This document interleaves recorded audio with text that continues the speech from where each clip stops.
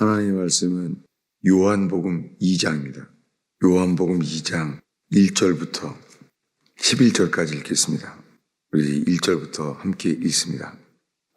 사흘째 되던 날에 갈릴리 가나에 혼례가 있어 예수의 어머니도 거기 계시고 예수와 그 제자들도 혼례를 청함을 받았더니 포도주가 떨어진지라. 예수의 어머니가 예수에게 이르되 저들에게 포도주가 없다 하니 예수께서 이르시되 여자여 나와 무슨 상관이 있나이까 내 때가 아직 이르지 아니하였나이다. 그의 어머니가 하인들에게 이르되 너희에게 무슨 말씀을 하시든지 그대로 하라 하니라. 거기에 유대인의 정결 예식을 따라 두세 통 드는 돌항아리 6이 놓여 있는지라. 예수께서 그들에게 이르시되 항아리에 물을 채우라 하신즉 아귀까지 채우니 이제는 떠서 제사장 연회장에게 갖다 주라 하시매 갖다 주었더니 연회장은 물로 된 포도주를 맛보아 어디서 났는지를 알지 못하되 물을 떠온 하인들은 알더라.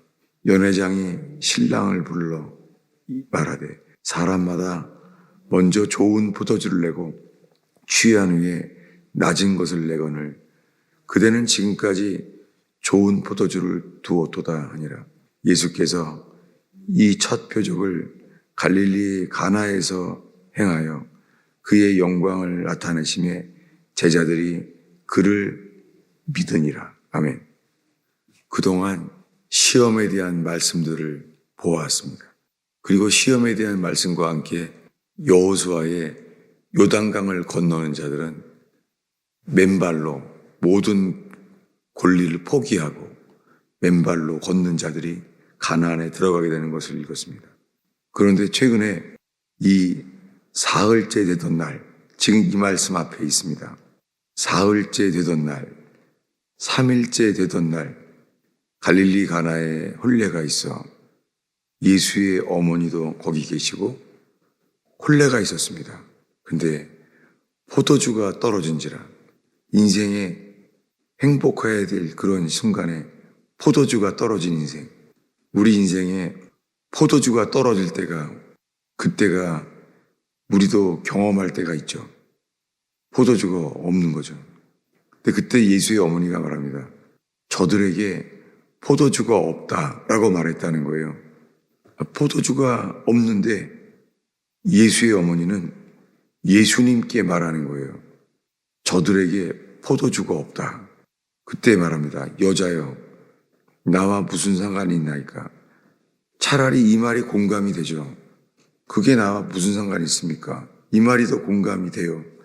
그런데 놀랍게 예수님의 어머니는 저들에게 포도주가 없다라고 말했다는 거예요.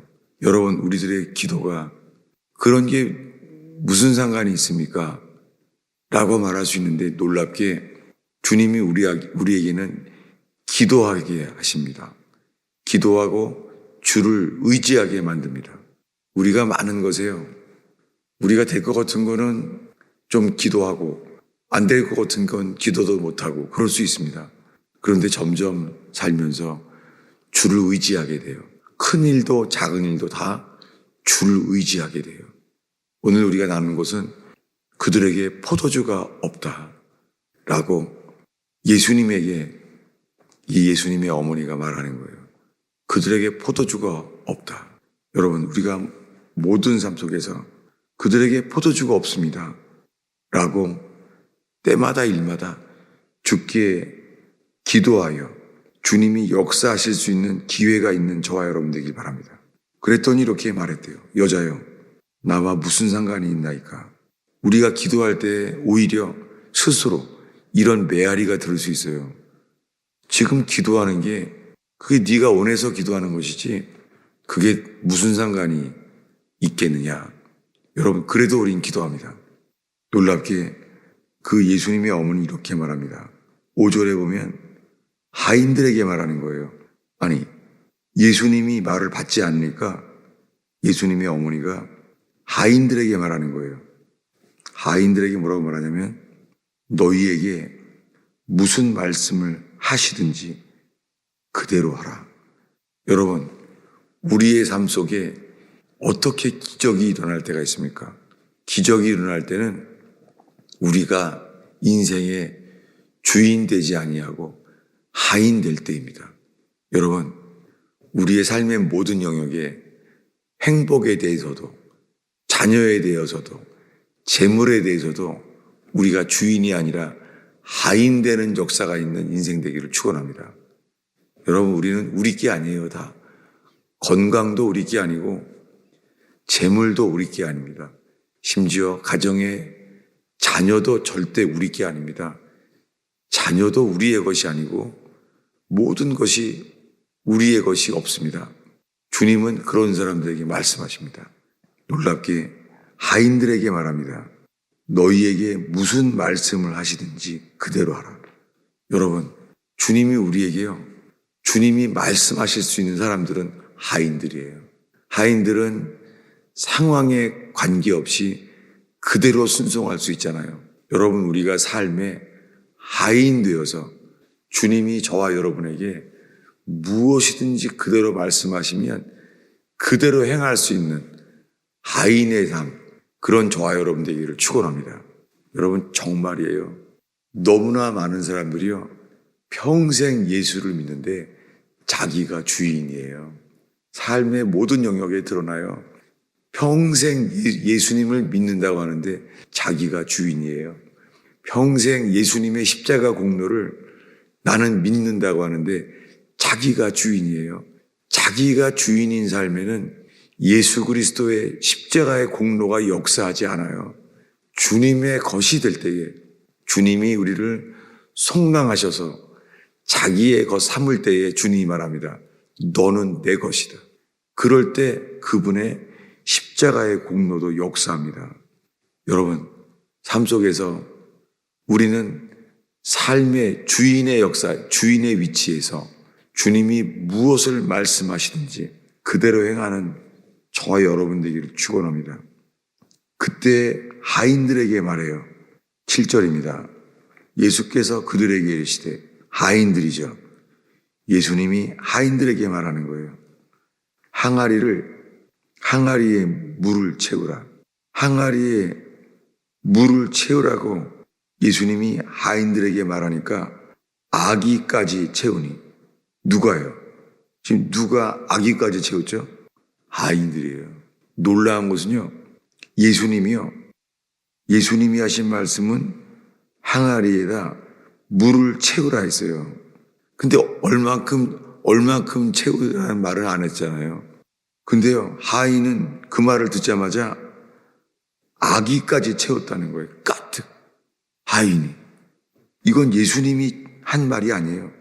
예수님은 하인들에게 항아리에 물을 채워라 이렇게 말했잖아요. 근데 하인들은 그 말을 듣자마자 아귀까지 가득 채운 거예요. 여러분, 우리가 하인의 삶에서, 인생의 하인의 자세에서, 하인의 자리에서 있을 때 우리가 온전히 복종케 되는 것을 말할 수 있습니다. 아기까지 채우는 인생. 여러분, 우리가 주님이 우리에게 무엇을 말씀하시든지 그대로 아기까지 채우는 역사, 아기까지 채우니 하인들만 이렇게 한 거예요.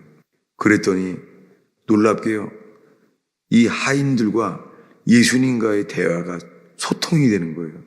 예수님은 이렇게 말합니다. 그들에게 이제는 떠서 연회장에게 갖다 주라. 여러분, 하인이 지금 하인에게 말해요. 이제는 연회장에게 갖다 주라. 여러분, 이거 갖다 줄 수 있겠어요? 아니지, 포도주가 없어서 그러는데 연회장에게 갖다 주라는 거예요. 뭐를요? 물을 갖다 준 거예요. 물을. 하인 입장에서는 왜 그러지? 아니, 포도주가 없는데 왜 물을 떠다 주라 그러지? 그럴 수 있잖아요. 이제 연회장에게 갖다 주라. 그러면 말할 수 있잖아요. 아니, 물을 갖다 주라고요? 물을 왜 갖다 줍니까? 라고 물을 수 있잖아요. 놀랍게 하인들이 궁금하지 않아요? 이 기적의 주인 되는 이 하인들은요, 갖다 줬어요. 그랬더니 9절의 연회장에 물로 물로 된 포도주를 맛봤다는 거예요. 여러분, 지금 하인들이 마시는 게 아니잖아요. 하인들은 순종만 했지 포도주를 맛보지 않아요. 하인들이에요. 그들은 계속 물이건 포도주건 갖다 준 거예요. 근데 말하는 거예요. 어디서 났는지 알지 못하겠다는 거예요. 근데요, 성경은 이렇게 사도 요한은 말해요. 물도온 하인들은 알더라. 누가 압니까? 물도온 하인들, 순종한 자만 알아요. 순종한 자만 이걸 아는 거죠. 그동안에 물 떠다 주는 순간 물이 포도주로 바뀌었구나. 하인들은 알더라. 하인들은 압니다. 그랬더니 사람들마다 말한다는 거예요. 사람들은 먼저 좋은 포도주를 내고 취한 후에는 낮은 것을 내거늘 그대는 지금까지 좋은 포도주를 두었도다. 이분이 예수님입니다. 우리에게 순종할 때에 물이 포도주로 바뀌게 하시는 분이십니다. 여러분, 우리의 삶 속에 우리의 삶의 모든 문제는 열심히 일해야 되는 게 아니에요. 열심히 일하는 것이 승리의 비결이 아니라 전적으로 순종하는 것이 승리의 비결인 줄로 압니다. 삶의 모든 영역에서 주님이 무엇을 말씀하시든지 그대로 순종할 때 주님은 역사하십니다. 이 동일한 말씀을 보고자 합니다. 주님이 우리를 이렇게 시험합니다. 창세기 22장입니다. 창세기 22장은 아브라함을 하나님이 시험하셨을 때 이야기입니다. 창세기 22장 1, 2절을 읽습니다. 그 일 후에 하나님이 아브라함을 시험하시려고 그를 부르시되 아브라함 하시니 그가 이르되 내가 여기 있나이다. 여호와께서 이르시되 내 아들 내 사랑하는 독자 이삭을 데리고 모리아 땅으로 가서 내가 너에게 일러준 한 산 거기서 그를 번제로 드리라. 이렇게 말씀했어요. 시험이죠. 하나님이 아브라함을 시험하셨습니다. 여러분, 주님이 우리를 시험하십니다. 주님이 제 인생에 저에게 시험하실 때도 많이 있었습니다. 근데 아브라함은 순종합니다. 하인이 포도주를 아구까지 채우라. 그대로 순종했던 하인처럼 아브라함이 순종합니다. 4절을 읽습니다. 제3일에 아브라함이 눈을 들어 그곳을 멀리 바라본지라. 3일 동안 가는 거예요. 이미 출발했을 때 그에게는 이삭은 3일 뒤에 죽어요. 하나님이 자기 아들을 제단에 바치라는 거예요. 제3일에 아브라함이 눈을 들어 그것을 멀리 바라봤어요. 세 번째 날에 바라봤어요. 아니 왜 제3일에 아브라함이 눈을 불어본 게 왜 3일째 바라봤을까요? 갑자기 제3일에 3일째 아브라함이 이제서야 눈을 바라봤다는 거예요. 왜 그랬죠? 3일 동안 계속 보고 있었나요? 여러분, 우리의 삶 속에 제3일에 이것은 우리에게 죽음의 시간입니다. 우리가 이제 끝이구나. 죽을 수 있는 시간이 올 수 있습니다. 놀랍게 포도주가 없을 때도 주님은 제3일에 3일째 되던 날에 무슨 날의 시작인지 모르지만 3일째 되던 날에 그 죽음의 시간 다 창세기 22장이나 요한복음 2장은요. 예수와 함께 죽는 자, 예수와 함께 장사 지낸 바 된 3일이 머무는 사람들 반드시 주님의 날에 주님이 물로 포도주로 바꾸십니다. 우리의 삶 속에 이렇게 되게 하십니다.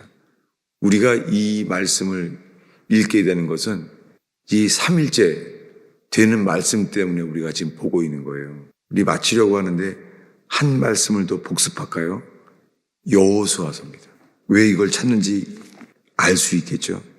여호수아서. 왜냐하면 여기에도 제3일이 나오기 때문이죠. 네. 여호수아서 1장 11절입니다. 읽겠습니다. 진중에 두루다니며 그 백성에게 명령하여 이르기를 양식을 준비하라. 3일 안에 너희가 이 요단강을 건너 너희 하나님 여호와께서 너희에게 주사 차지하게 하신 땅을 차지하기 위하여 들어갈 것입니다. 이것은 우연이 아니죠. 성경 자체의 기록에는 하나님의 감동이 있잖아요. 3일 안에 너희가 요단강을 건너가리라. 왜 3일 안에 건너간다고 말하겠습니까? 3일 안에. 그리고 이제 건너갑니다. 3일이 지난 다음에 우리 3장 2절을 읽겠습니다. 2절 3절을 읽습니다. 사흘 후에 관리들이 진중으로 두루다니며 백성에게 명령하여 이르되 너희는 레위 사람 제사장들이 너희 하나님 여호와의 언약궤 매는 것을 보거든 너희가 있는 곳을 떠나 그 뒤를 따르라. 여러분, 주님은 제3일에 역사하십니다. 놀랍게 제3일에 온전한 복종, 순종할 때에 주님은 3일 뒤에 요단강이 갈라지게 하십니다. 저와 여러분의 인생 속에 주님의 죽으심 안에 머물며 하나님을 시험할 때 죽음 안에 거하며 모리아산처럼 제물로 드릴 때에 온전히 주님께 바칠 때에 주님이 역사할 줄로 믿습니다. 기도하겠습니다. 하나님 아버지, 이 새벽에 주 앞에 모여온 영혼들을 주의 손에 올려듭니다. 하나님 말씀으로만 두 귀가 울리게 하시며 하나님 말씀으로 인하여 마음의 중심에 심겨지고 새겨지게 하옵소서. 주여, 이 말씀이 원리가 아니라 하나님의 말씀으로 심겨지게 하옵소서. 하나님 말씀에 붙잡히게 하시며 이 말씀으로 인하여 눈을 열어 주를 바라게 하시며 귀가 열리게 하옵소서. 오 주님, 주를 바라보나이다. 주님, 저희들의 기도를 그저 메아리처럼 그치지 않게 하시며 믿음으로 주 앞에 올려드리는 하늘 보좌에 상달되는 기도가 일어날 수 있도록 역사하여 주옵소서. 예수님의 이름으로 기도하였습니다.